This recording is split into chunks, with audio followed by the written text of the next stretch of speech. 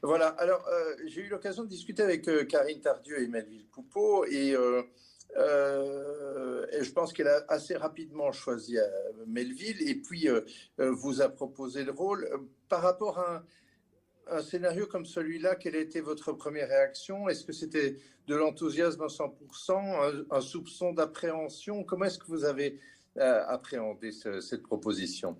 Moi d'abord, je l'ai lu vierge, c'est-à-dire que j'ai préféré le lire sans qu'on vienne m'expliquer de quoi il s'agissait. Donc je l'ai lu, j'ai beaucoup aimé. J'ai beaucoup aimé mon personnage. Mais je pensais que, quand je voyais toutes ces scènes d'amour, je me suis dit, je ne veux pas être toute nue. Donc je suis allée voir Karine Tardieu qui me donnait rendez-vous dans un café pour dire, je suis venue vous dire que je m'en vais et que je ne ferai pas le rôle, bien que j'adore ce scénario, parce que je ne veux pas être toute nue. Et elle m'a répondu, mais pourquoi voulez-vous être toute nue? Donc, elle avait déjà bien en tête les scènes qu'elle voulait tourner et comment faire les scènes d'amour sans être dans un voyeurisme. Et donc, voilà, elle m'a donné la clé pour être libre. La passion est un sentiment merveilleux à vivre, mais beaucoup plus difficile à jouer, à reproduire, non? Alors, parce que curieusement, la passion, c'est les autres qui vont la regarder. Donc vous n'avez pas besoin d'incarner la passion, mais de vous mettre complètement dans l'état. Enfin, je ne sais pas comment expliquer ça. La passion, de toute façon, c'est quand quelque chose, rien ne peut l'arrêter, au-delà des règles, au-delà des codes, au-delà des clichés. Donc, euh, le personnage était très bien dessiné, très bien écrit. Donc, avec sa vulnérabilité, avec ses appréhensions, ou pensant qu'elle était devenue complètement folle, qu'elle s'imaginait des choses. Donc, ça n'a pas été ni une prédatrice, ni une femme qui est comme un playboy, qui choisit ses... Donc, moi, je ne sais jamais comment on joue un rôle. Je n'arrive pas à le définir comme une méthode. Moi, je pense toujours qu'on joue un rôle comme ça, une fois qu'on a dit oui, de faire confiance à ce qui va se passer. Et vous savez, au fond, vous savez jamais comment vous allez jouer une scène, parce que ça dépend du regard de l'acteur, de comment lui va le jouer, de comment le metteur en scène va vous diriger.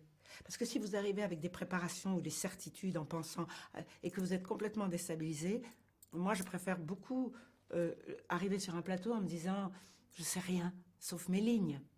Et puis faites de moi ce que vous voudrez. Ça me donne une sorte de liberté. Shona est une femme extrêmement vivante et pourtant elle a clairement mis les relations amoureuses entre parenthèses. Comment expliquez-vous cet apparent paradoxe? Parce qu'en fait, Shona n'est pas une séductrice. Elle n'est pas très. C'est pas un animal social. Tu vois, elle est assez solitaire, vous voyez, quand elle travaille pas. Elle va au bord de la mer en Irlande, dans cette petite maison. C'est très romanesque. Et que. Elle ne demande rien à la vie. Elle est vivante, mais elle ne demande. C'est pas comme si elle voulait toujours être à la table de cette vie et d'en profiter. Donc, pour elle, c'est même pas qu'elle y pense même pas. Elle a eu des histoires d'amour. Elle a eu un enfant, plus ou moins, avec tout le côté chaotique des histoires d'amour. Et au moment où elle y pense le moins, c'est même pas qu'elle a abandonné, elle y pense pas. Boum. Et que, comme je vous l'ai dit, elle croit qu'elle est devenue folle, que c'est elle qui s'imagine des choses. Mais il y a, vous savez, cette alchimie. Parce que ce n'est pas un rapport sexuel qui se passe entre eux. C'est pas une belle nuit qui passe. C'était le fait d'être bien. Moi, je dis toujours, c'est de âme à âme. Tu sais, les gens qui savent qu'ils peuvent se parler à demi, qui vont rire des mêmes choses et qui peuvent passer des après-midi entières. Et c'est comme ça que le sentiment amoureux arrive. Et puis alors, du coup, on veut pas se quitter. Donc, allez, on va se coucher. Et puis, du coup, les corps se rapprochent. Mais ce n'est pas la conquête du corps qui est le plus important. C'est pour ça que cette histoire d'amour entre cette femme de 70 ans et de ce garçon, on pense que ça sent le soufre. Mais pas. Et qu'en plus de ça, cette femme, mon rôle, elle est éclairée par le regard de cet homme. C'est cet homme qui est intéressant. Parce que cet homme n'a pas les clichés qu'on jette sur le dos des hommes en disant, bah lui, il va abandonner sa femme dès qu'elle sera vieille. C'est une image d'homme magnifique, celle de Melville. Indépendant, et pourtant un docteur, bien rangé, petite famille, petit bourgeois.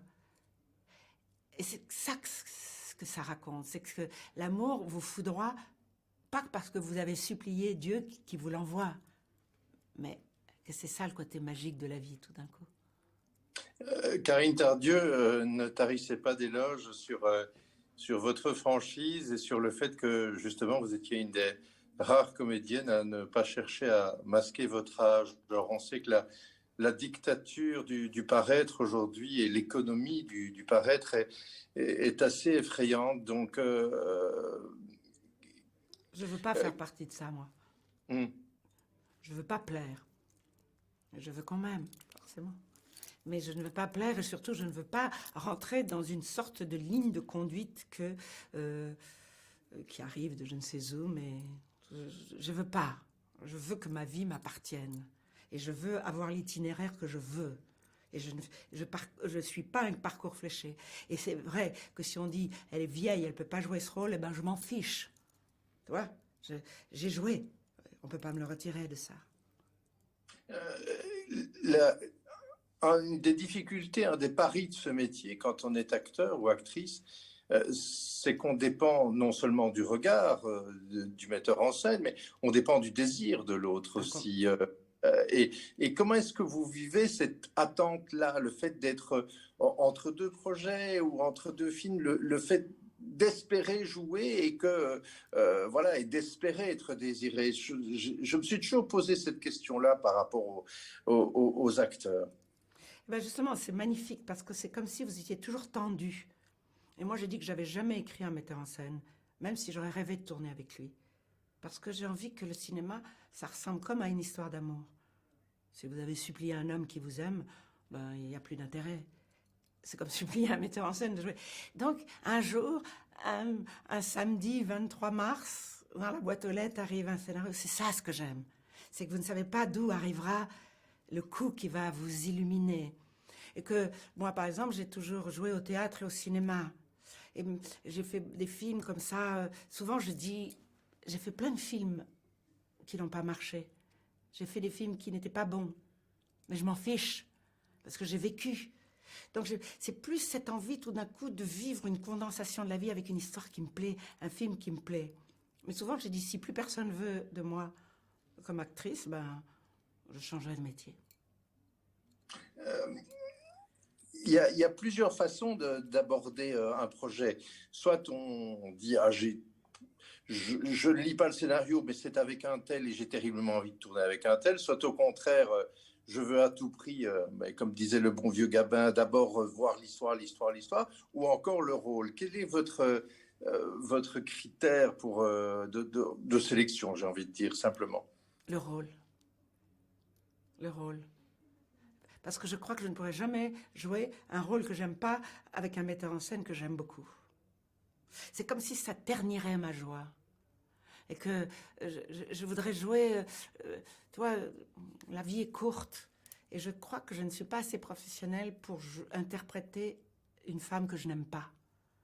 Je pourrais interpréter une femme qui ne me ressemble pas du tout, hein, mais que j'aimerais, à qui je pourrais comprendre ou savoir plein de choses d'elle qui ne seraient pas complètement étrangères. Et souvent, je dis, j'ai pas besoin qu'on aime le rôle que je joue. Tu vois, je pourrais jouer l'ennemi numéro 1 public. Ça me déplairait pas non plus. Donc, quand je vous disais, je ne veux pas plaire, mais je voudrais qu'on m'aime, mais je veux habiter un rôle comme si tout d'un coup, dans ce début, milieu et fin que représente un film, j'ai vécu la vie intensément. Excellent mot de la fin. Merci pour ces retrouvailles à distance. J'espère que la prochaine fois, ce sera en présentiel, comme on dit. Merci. Au revoir. Merci beaucoup. Au revoir. Merci.